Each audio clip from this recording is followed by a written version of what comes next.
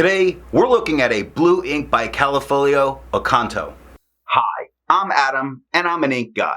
I get inks, test them, and share the results with you. Now, there's timestamps down below so that you can skip around to the parts you're most interested in, but if you've got the time, I'd appreciate you checking out the entire video.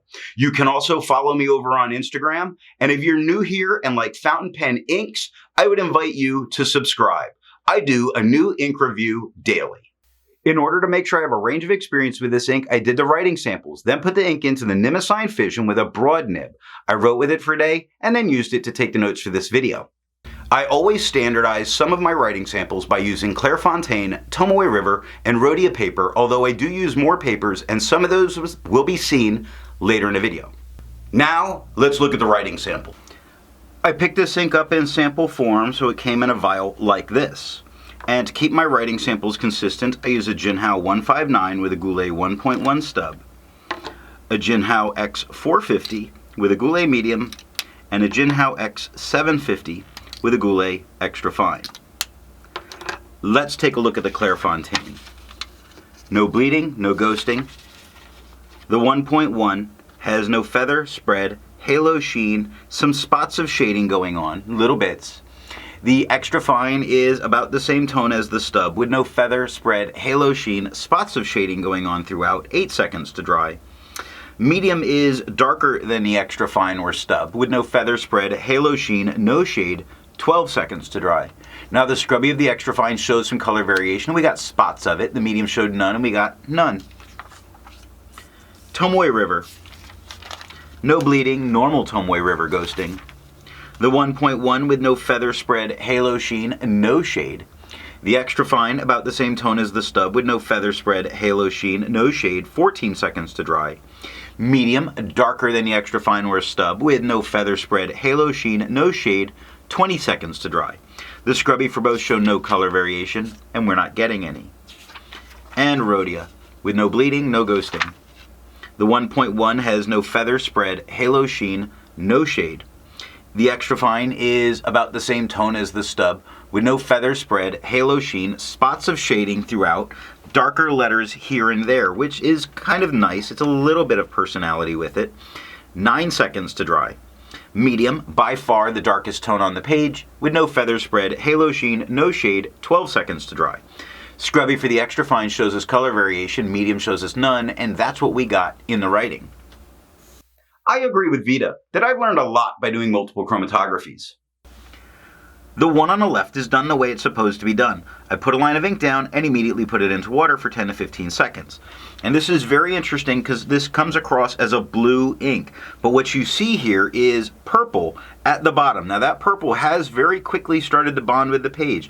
It is pushing up, but then what we get is this kind of seafoam green at the top. It's very interesting. The one on the right I let dry for 10 minutes before I dunk it into water.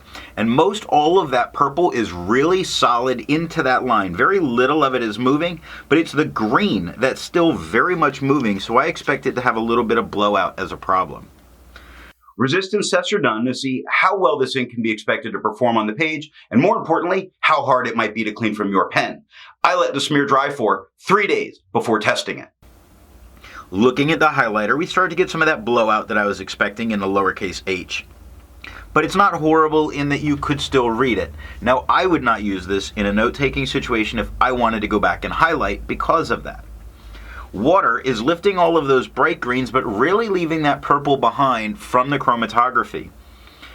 Water was all that it took to get this out of my pen, just to know where we're at for cleaning. Pen Flush did everything that water did and nothing more. The 1/3 bleach solution, you won't need it, but it does completely obliterate it from the paper. Again, water is all that I use to get it out of my pen. I test viscosity or flow with a tilt test that I'll link the video on how I do that. Now, for the inks I've tested, I have found an average viscosity of 2.5, with the realm of normal being from 2.1 to 2.9. Callifolio's Oconto has a viscosity of 1.88, making this a wet ink. To find my average dry times, I use my writing samples, and for the inks I've tested, I found an average dry time of 17 seconds, with the realm of normal being from 13 to 21 seconds. Callifolio's Oconto has an average dry time of 13 seconds, which is right on the edge of normal, but normal. Instead of finding inks that look like Callifolio's Oconto, I would prefer to find an ink that complements its color on the page. I went for a nice reddish tone, and I chose Noodler's Black Swan in English Rose. The second writing sample is done on yellow Rhodia, P. Berger, and Lavender paper. Here we're looking at the yellow Rhodia, not to see any kind of performance evaluation, but more to see what happens to its tone. Now this blue definitely shifts towards a green on the yellow. It means that this is a very translucent dye, but if you're using it in a professional environment, you might want to be careful that someone thinks you're using green ink if they really don't like it. This is P. Berger. It's a French rule student grade paper. Lots of bleeding, lots of ghosting. Doesn't touch the page underneath. You just can't use the back of the page. The 1.1 has no feather, spread, halo sheen, no shade. The extra fine is a little lighter than a stub, with no feather, spread, halo sheen, no shade, 3 seconds to dry. Medium is by far the darkest tone on the page. It has feathering all over it, a ridiculous amount of tiny feathering all over it, to the point that it's easy to spot without looking for feathering. It is a little distracting at times, but that's partly because of all the lines on this paper also. No spread, halo sheen, no shade, 4 seconds to dry. The scrubby for both, or actually the scrubby of the extra fine shows a little bit of color variation, although it's not there. The medium shows none, and there's none. And Lavender paper. No bleeding, no ghosting. The 1.1 has no feather, spread, halo sheen, no shade. The extra fine is a little bit lighter than the stub, with no feather, spread, halo sheen, speckles of shading throughout, little darker letters every now and then, 4 seconds to dry. Medium, a whole lot darker than the stub or the extra fine, with no feather, spread, halo sheen, no shade, 6 seconds to dry. Scrubby of the extra fine shows color variation, and we do get it. The medium shows none, and we got none. And that is all that I have for the writing samples. So what do I think of Callifolio's Oconto? There's not much shading that you're going to get within the writing, and I found it to be a very flat, run-of-the-mill kind of blue. Now it's going to match in your office with whatever kind of blue people are using from their ballpoints, but I just don't care for this kind of a blue out of a fountain pen. So what nib and pen give the best writing experience with this ink? There is tone change depending on the flow of the pen that you choose. I found that a wet fine put down the tone that I preferred the most from it. I put out a new ink review every single day, so that if you're not already subscribed, I'm going to remind you, go ahead and subscribe.